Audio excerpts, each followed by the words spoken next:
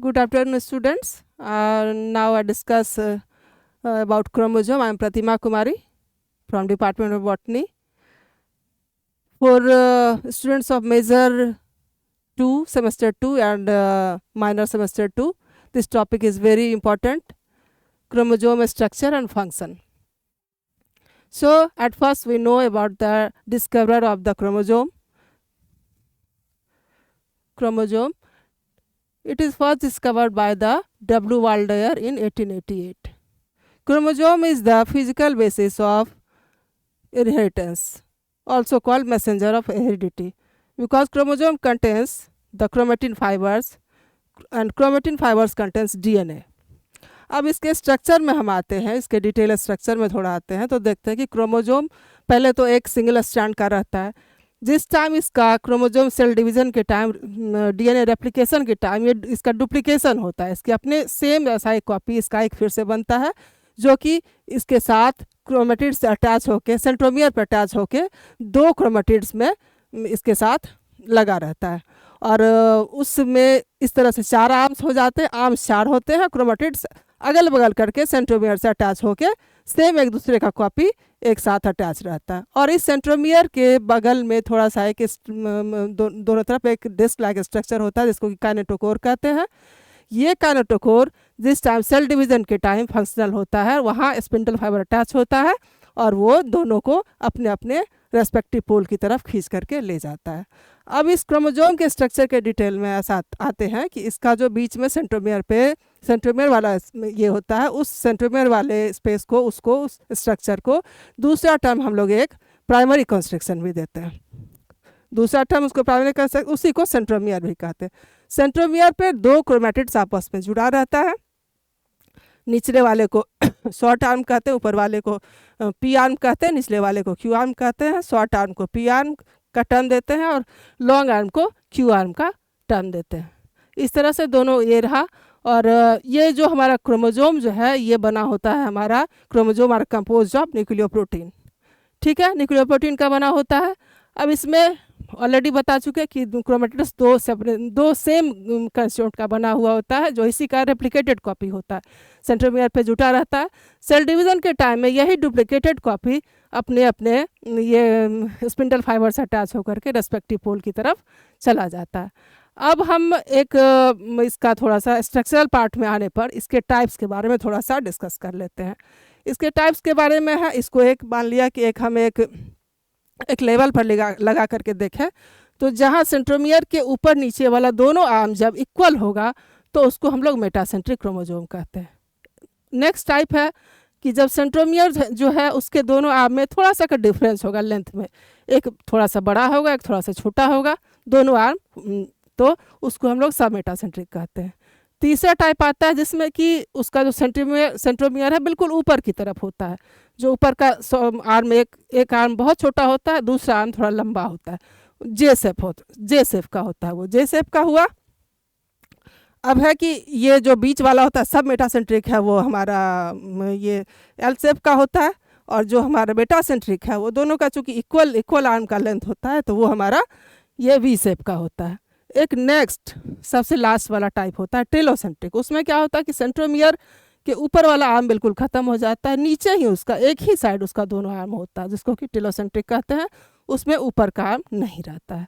Acrocentric हो गया. अब यह है कि हमारा हेरिडिटरी मटेरियल को कैसे नेक्स्ट जनरेशन में ले जाता है. चूँकि इसके अंदर इसका जो स्ट्रैंड है इसके अंदर क्रोमेटिन फाइबर, ये डीएनए के क्रोमेटिन फाइबर लगा रहता है, अंदर में अटैच रहता है, जिसके ऊपर डीएनए है. डीएनए के ऊपर हमारा सारा जीन्स होता है. और जीन्स ही है जो हमारे ये पहले पेरेंट जनरेशन के जितने भी इंफॉर्मेशन है उसको प्रोजेनी में ले जाते हैं. तो जिस टाइम ये सेल डिवीज़न होता है तो ये होमोलोगस क्रोमोसोम सेपरेट किया, एक मदर साइड का हुआ एक फादर साइड का हुआ. फिर वो जब मियोसिस के कंडीशन में आते हैं तो दोनों एक स्पर्म और एक ओवा दोनों फ्यूज़ करके एक बनाते हैं.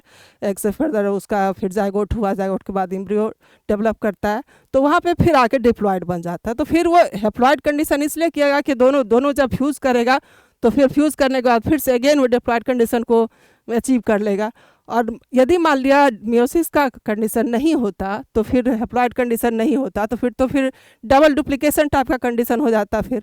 तो इसलिए एक बार हैप्लॉइड कंडीशन में लाया जाता है।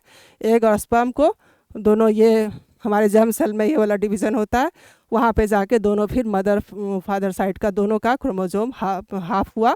हाफ होने के बाद दोनों फिर फ्यूज़ करता है, जाइगोट बना, जाइगोट से उसका फर्दर ये हुआ। और उसी के साथ, उसी डीएनए, उसी क्रोमोजोम के साथ हमारा डीएनए पास करता है प्रोजेनी में। प्रोजेनी में जाने के बाद फिर जिस तरह का इंस्ट्रक्शन हमारे उस डीएनए पे, पेरेंट डीएनए पे रहता है, वैसा ही फिर वो रिफ्लेक्ट करता है। अब ये है कि हमारा थोड़ा सा मान लिया सेम बिल्कुल डिटो कॉपी तो हमारे फिर प्रोजेनी में नहीं जाता है, थोड़ा सा डिफरेंस आता है मदर फादर से। तो वो कंडीशन क्रिएट कब होता है, जबकि हमारे मियोसिस के ये में एक फेज़ में, हमारा डिप्लोटिन फेज़ में हमारा क्रॉस ओवर होता है। क्रॉस ओवर में हुआ कि दो क्रोमेटिड जो है आपस में अपने एक दूसरे स्ट्रैंड को थोड़ा थोड़ा सा पार्ट्स एक्सचेंज कर लेते हैं।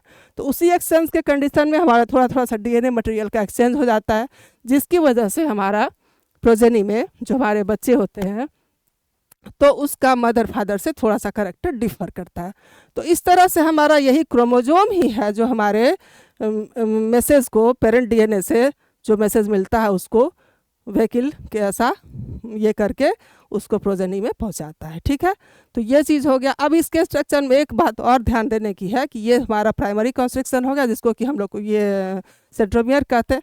उसके आगे, उसके ही ऊपर आर्म में थोड़ा सा एक दूसरा सा भी एक उसको दबा सा कंप्रेस सा स्ट्रक्चर होता है, उसको सेकेंडरी कंस्ट्रक्शन कहते हैं।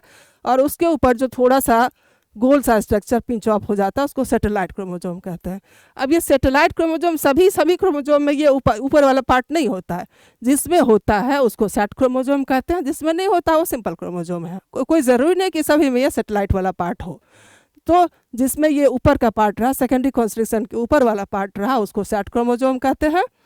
और सैट क्रोमोजोम का फुल फॉर्म भी कभी कभी पूछा जाता है। तो सैट क्रोमोजोम का फुल फॉर्म क्या है कि साइन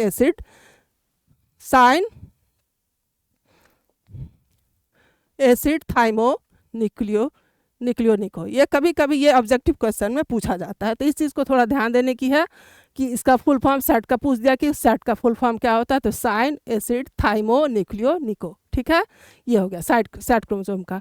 इसमें हमारे दो तरह के मेन पॉइंट्स को फिर से रिवाइज करते हैं कि इसमें हमारा दो कंस्ट्रक्शन होता है, एक प्राइमरी कंस्ट्रक्शन, उसको दूसरा टर्म सेंट्रोमियर देते हैं, और दूसरा होता है सेकेंडरी कंस्ट्रक्शन, उसके ऊपर वाले पार्ट को गोल सा थोड़ा सा पार्ट ऊपर की तरफ पिंच ऑफ हो जाता है, उसको सैटेलाइट कहते हैं। ठीक है, अब ये हो गया। इसके अंदर वाले दोनों आर्म में जो भी क्रोमेटिड है, दोनों आर्म में अंदर की तरफ क्रोमेटिन फाइबर होता है। क्रोमेटिन फाइबर के ऊपर वही डीएनए लगा होता है, डीएनए के अंदर ही हमारा जीन है, और जीन बस सेल डिवीज़न के टाइम हमारे पेरेंट क्या कहते हैं प्रोजेनी में ट्रांसफ़र होता है।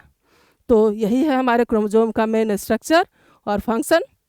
और डिस्कवरर का नाम तो बता दिया, बहुत पहले इसका डिस्कवरी हुआ था, डिस्कवर्ड बाय W. वाल्डेयर इन 1888। ठीक है, अब है कि इस क्रोमोजोम के स्ट्रक्चर को समझने पढ़ने के लिए सेल डिवीज़न के अंदर सबसे बेस्ट स्टेज कौन सा है, तो वो है हमारा best stage to study of the morphology of chromosome is metaphase of cell division. Cell division का जो मेटाफेज स्टेज है उसमें हम इसके क्रोमोजोम के स्ट्रक्चर को खूब अच्छे से देख सकते हैं। ठीक है, तो यही हो गया। और इसका फंक्शन हमारा हो गया कि ये हमारा फिजिकल बेसिस ऑफ इनहेरिटेंस है, इसको मैसेंजर ऑफ हेरिडिटी भी कहते हैं, क्योंकि ये हेरिडिटी को पेरेंट से प्रोजेनी में पास करता है। ओके,